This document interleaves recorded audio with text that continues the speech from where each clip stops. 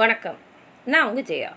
நம்ம இப்போ இந்த வீடியோவில் ஜெஃப்ரி சாசர் எழுதின த பார்லிமெண்ட் ஆஃப் ஃபவுல்ஸ் இந்த போமுடைய சம்மரியை பார்க்கலாம் வாங்க. இது வந்து சாசர் எழுதின போம்ஸ்லேயே கொஞ்சம் ஒரு ஷார்ட் போயம் தான். இதில் அவர் எதை பற்றி எழுதியிருக்காருன்னா, அவருடைய எண்ணம், அதாவது ஆர்ட்னா என்ன, லவ்னா என்ன. முக்கால்வாசி சாசருடைய கவிதைகள்லாம் பார்த்தீங்கன்னா அதில் காதலை பற்றி அவர் எழுதியிருப்பார். இதில் கூட அவர் அதை பற்றி என்ன நினைக்கிறாரு, வாழ்க்கைனா என்ன, அதை நம்ம எப்படி வாழணும், எப்படி நல்ல விதமாக இருந்தோன்னா நமக்கு தேவலோகம் கிடைக்கும், எது நிஜமான சந்தோஷம் அப்படின்றத பற்றிலாம் அதில் எழுதியிருக்காரு. இதில் அவர் என்ன சொல்கிறாருன்னா, நம்ம வாழ்க்கை இந்த உலகத்தில் ரொம்ப ரொம்ப கொஞ்ச நேரம்தான். ஆனால் ஒரு ஆர்ட் ஆஃப் பொய்ட்ரி, கவிதை எழுதுறத கற்றுக்கிறதுன்றது ரொம்ப கஷ்டம். அதுக்கு ரொம்ப காலம் எடுக்கும். ஏன்னா நீங்கள் எழுத தான் உங்களுக்கு சிறந்த கவிதைகளை படைக்க முடியும். அதை பற்றி தான் இங்கே எழுதியிருக்காரு. அது மாத்திரம் இல்லாமல் இவர் எப்படின்னா, இவருக்கு காதலில் அவ்வளோ ஒரு வெற்றி அடைஞ்சது இல்லை. ஆனாலும் அவருக்கு காதல்னா அவ்வளோ பிடிக்கும். காதலை பற்றி நிறையவும் எழுதுறதுக்கு பிடிக்கும். அதை பற்றி நிறைய படிச்சிருக்காரு. இவரை பொறுத்த வரைக்கும் காதல்ன்றது ஒரு கடுமையான ஒரு முதலாளி மாதிரி. ஆனால் காதல் இல்லாமல் மனுஷன் வாழவே முடியாது. இதுதான் அவருடைய நம்பிக்கை. அது மாத்திரம் இல்லாமல் அவர் என்ன சொல்கிறாருன்னா, எப்போதுமே காதல் என்னுடைய ஒரு டாப்பிக்காக இருக்கும். நான் எதை எழுதினாலும் அதில் கண்டிப்பாக காதலை பற்றி நான் எழுதுவேன் அப்படின்றாரு. அது மாத்திரம் இல்லாமல் இவருக்கு எப்போதுமே படிக்கிறதுனா ரொம்ப பிடிக்கும். அவரோட சந்தோஷத்துக்காகவும் படிப்பார். அது மாத்திரம் இல்லாமல் படிக்கிறது மூலமாக நம்ம நிறைய தெரிஞ்சுக்கலாம், அதனால நம்ம படிக்கணும் அப்படின்றது இவரோட நம்பிக்கை. ஒரு நாள் என்ன பண்ணுறாருன்னா, அவர் ஒரு பழைய, அவருக்கும் முன்னாடி யாரோ எழுதி வச்சிருந்த புக்கை எடுத்து படிக்கிறாரு. அதை அப்படியே ஒரு நாள் முழுக்க படிச்சுட்டு இருக்காரு. ஏன்னா அவரால் அதை எடுத்து படிக்க ஆரம்பிச்சிட்டு நிறுத்த முடியல. அதுக்கப்புறம் அவரோட நம்பிக்கை என்னென்னா, இவருக்கு முன்னாடி இருந்தவங்கெல்லாம் எழுதுனதை படிக்கும் போது நம்ம புதுசாக தெரிஞ்சிருப்போம் அப்படின்றது இவருக்கு எப்போதுமே ஒரு நம்பிக்கை. இந்த புக்கு என்னன்னா, சிசேரியோ எழுதின த ட்ரீம் ஆஃப் சிப்பியோ, அதாவது சிப்பியோட கனவு. இதுன்னு ஒரு கதை, ஒரு கவிதையை சிசேரியோ எழுதியிருக்காரு. அதை பற்றி தான் அந்த புக்கில் இருக்குது.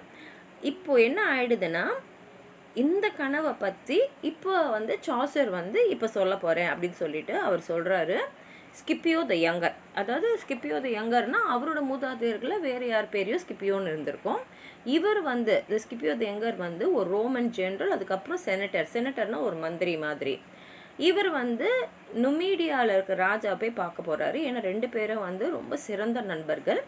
ஒரு நாள் முழுக்க அந்த ராஜாவோட அவர் பொழுதை கழிச்சிட்டு அதுக்கப்புறம் தூங்க போகிறார். தூக்கத்தில் ஸ்கிப்பியோடைய தாத்தா அவருடைய கனவுல வர்றார். ஸ்கிப்பியோட தாத்தா பேர் ஸ்கிப்பியோ அஃப்ரிக்கானஸ். இவரும் ஒரு பெரிய ஜென்ரல்னால் போர் வீரர், தளபதி மாதிரி, அந்த மாதிரி இருந்தவர் தான். அஃப்ரிக்கானஸ் என்ன பண்ணுறாருனா, அவர் ஏற்கனவே இறந்தவர் தான். அவர் அவருடைய பேரனான ஸ்கிப்பியோவை அழைச்சிக்கிட்டு வானுலகத்துக்கு போகிறாரு. அங்கே போய் அங்கே இருக்கிற நட்சத்திரங்களெல்லாம் காட்டிட்டு அவருடைய ஃபார்ச்சூன், அதாவது எதிர்காலத்தை பற்றி சொல்கிறாரு. அவர் என்ன சொல்கிறாருன்னா, நீ சிறந்தவனா நல்லவனாக இருக்கணும். நீ நல்லவனா இந்த வாழ்க்கையை வாழ்ந்தீனா, அதாவது உலகத்தில் இருக்கிற இந்த வாழ்க்கையை வாழ்ந்தீனா, உன்னுடைய இந்த உலகத்தோடைய வாழ்க்கை முடிஞ்சிட்ட அப்புறம் உனக்கு இன்னும் சிறந்த ஒரு வாழ்க்கை அமையும். இதுதான் உனக்கு கிடைக்கக்கூடிய ஒரு வரம் அப்படின்றாரு. அப்போ ஸ்கிப்பியோ த யங்கர் கேட்குறாரு, நிஜமாவே நம்ம இறப்புக்கு அப்புறமா நமக்கு வாழ்க்கை இருக்கா அப்படின்னு கேட்குறதுக்கு ஆஃப்ரிக்கா என்ன சொல்கிறாரு, இப்போ நான் இருக்கேன் இல்லையா, இறந்துட்டு தான் நான் இருக்கேன், அப்போ இறந்தவங்களோட தான் நான் இருக்கேன். அதே மாதிரி ஒன்று சொல்கிறாரு, உண்மையான வாழ்க்கையே எப்போன்னா நம்ம இறப்புக்கு அப்புறம்தான்.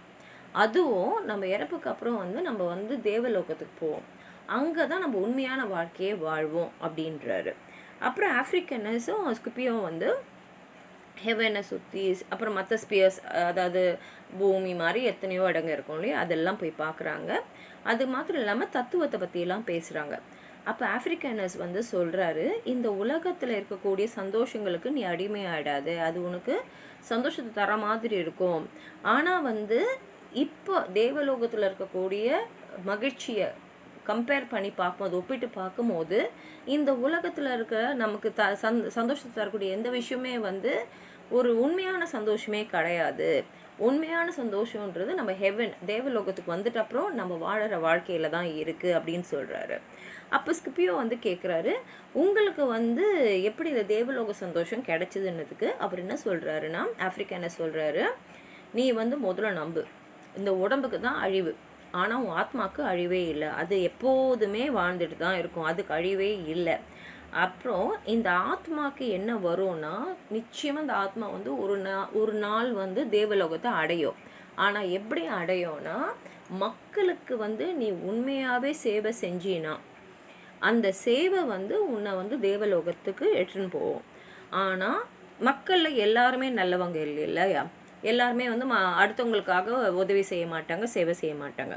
அப்போ என்ன ஆகிடும்னா, அவங்க திரும்பி திரும்பி இந்த உலகத்தில் பிறந்து திரும்பி இந்த உலகத்திலேயே இந்த உலக வாழ்க்கையை வாழ்ந்து அவங்களுடைய கெட்டத்தன்மை எல்லாம் அவங்கள விட்டு போயிட்டப்புறம் அவங்க நல்லவங்களாயிட்டப்புறம் அவங்க தேவலோகத்துக்கு வருவாங்க. அதனால் நம்ம சீக்கிரமாக தேவலோகத்துக்கு வரணும்னா இந்த வாழ்க்கையிலேயே நம்மளால் எவ்வளோ நல்லது முடியுமோ அவ்வளோ நல்லது செஞ்சிடணும் அப்படின்றாரு. இதை படிச்சுட்டு அதுக்கப்புறம் வந்து நம்ம சாசர் வந்து புக்கை எடுத்து வச்சுட்டு போய் படுக்க போயிடுறாரு. இப்போ என்ன ஆகிடும்னா, இந்த புக்கை படித்ததுனால அவருடைய தூக்கமும் வந்து அந்த கனவு அந்த புஸ்தகத்தோட தாக்கத்துக்கு உள்ளாக்கிடுது. ஏன்னா அவருடைய கனவில் ஆஃப்ரிக்கனஸ் வராரு. ஆஃப்ரிக்கனஸ் வந்துட்டு அவர் சொல்கிறாரு, நல்லது, இந்த புஸ்தகத்தை நீ படித்தது ரொம்ப நல்லது. ஏன்னா இது வந்து எப்படின்னா, மாக்ரோபியஸ் அப்படின்ற ஒருத்தர் அவர் வந்து இந்த புக்கு வந்து சிறந்த புத்தகம்னு சொன்னார். அந்த அவர் சொன்ன கருத்து தான் இப்போ உன் மனசுலன்னு தோணி இருக்குது. ஏன்னா வந்து இந்த புத்தகத்தை படிச்சுட்டு இதில் இருக்கிறது நல்லது தான், உண்மை தான், இது ரொம்ப சிறந்த புத்தகம் அப்படின்னு நீ வந்து நினச்சிருக்க.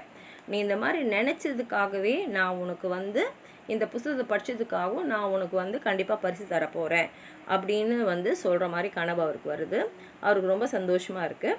அப்புறம் இந்த போயம் எப்படி முடிச்சிருக்காருன்னா, வீனஸ் இவங்க தான் வந்து காதலின் கடவுள், அவங்கள வந்து கூப்பிட்டுட்டு அவர் என்ன சொல்கிறாருன்னா, நான் இப்போ ஒரு கனவு கண்டேன் இல்லையா, அதை வந்து அருமையான ஒரு கவிதையை எழுதுறதுக்கு நீ துணை நிற்கணும், அதுக்கு சக்தியை நீ தான் எனக்கு தரணும் அப்படின்னு சொல்லி இந்த கவிதையை முடிச்சிருக்காரு. இது ரொம்ப அருமையான ஒரு படைப்பு. சாசருடைய படைப்புகளில் இதுவும் ஒரு சிறந்த படைப்பு தான். உங்களுக்கு எதாவது சொல்லணும்னு நினச்சிங்கன்னா கீழே இருக்கிற கமெண்ட் பாக்ஸில் எழுதுங்க. இந்த வீடியோ லைக் பண்ணுங்கள், உங்கள் ஃப்ரெண்ட்ஸோடு ஷேர் பண்ணுங்கள். சப்ஸ்கிரைப் பண்ணாதவங்களாம் ப்ளீஸ் சப்ஸ்கிரைப் பண்ணுங்கள். நன்றி.